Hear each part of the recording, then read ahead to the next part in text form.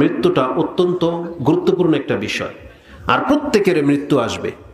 ওই মৃত্যু মুহূর্তে প্রত্যেক ব্যক্তি চাইবে যে আল্লাহ আমাকে একটু সময় দাও, আমি কিছুটা সৎ কাজ করব। আর ওই সৎ কাজের মধ্যে আল্লাহ যেই কথাটা উল্লেখ করেছেন তার একটা হলো দান করা, সাদকা করা। আল্লাহ সুবহানাহু ওয়া তাআলা সূরা মুনাফিকুনের মধ্যে বলেছেন, যখনই কারো কাছে মৃত্যু উপস্থিত হবে সেই বলবে রাব্বি লাউলা আখারতানি ইলা আজালিন কারিব, আল্লাহ তুমি যদি আমাকে আর একটু মুহূর্তের জন্য যদি অবসর দাও তাহলে আমি কি করব?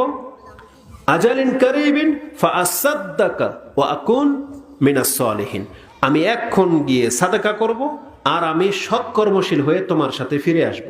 তার মানে মালাকুল মউতকে সেজন্য এটা বলবে যে আপনি একটু দাঁড়ান, আমার প্রাণটা একটু পরে নেন, আমি আগে একটু দান সৎকার কথা বলে নেই, আমি একটা সৎ কাজ করে আসি।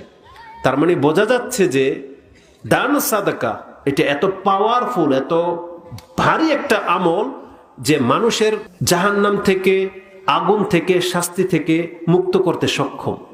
যার ফলে মৃত্যুর সময় সে কথাও তো বলতে পারতো যে আমাকে একটু সময় দেন, আমি উজু করে 2 রাকাত সালাত পড়ে আসি, বলতে পারতো। কিন্তু এখানে আল্লাহ বলতেছেন সে বলবে যে আমি একটু সাদকা করে আসি, আখারতানি ইলা আজালিন কারিব ফাআসাদদাকা, যাতে করে আমি সাদকা করে আসতে পারি। অথচ সেই সাদাকা আমাদেরকে সুস্থ থাকতে করতে বলা হয়েছে, কারণ আমরা কেউ জানি না যে আমাদের মৃত্যুটা কখন হবে। ওই ব্যক্তি মৃত্যু দেখার পরে বলবে যে আল্লাহ একটু সময় দাও, আমি সাদকা করি। অথচ এটা যদি কোনো ব্যক্তি তার এক মুহূর্তে আগে করতে পারে, মালাকুল মউত দেখার আগে, তাহলে সেই ব্যক্তি জিতে যাওয়া ব্যক্তি হয়ে যাবে, সেই ব্যক্তি মুক্ত হয়ে যাওয়ার মতো একটা ব্যক্তি হয়ে যাবে। কারণ মালাকুল মউত দেখে ফেলার পরে সবাই এটা করতে চাইবে, কিন্তু তখন আর কোনো কাজ হবে না। কারণ পরীক্ষা তো হয় ওই ফলাফল হয়ে যাওয়ার আগে। এই জন্য আমাদেরকে কি করতে হবে? সময় থাকতে সময়টাকে কাজে লাগাতে হবে।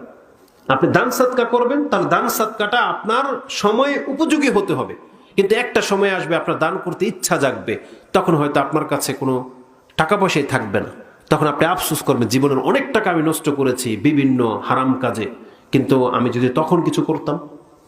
কিন্তু ওই আফসোস কোনো কাজে আসবে না।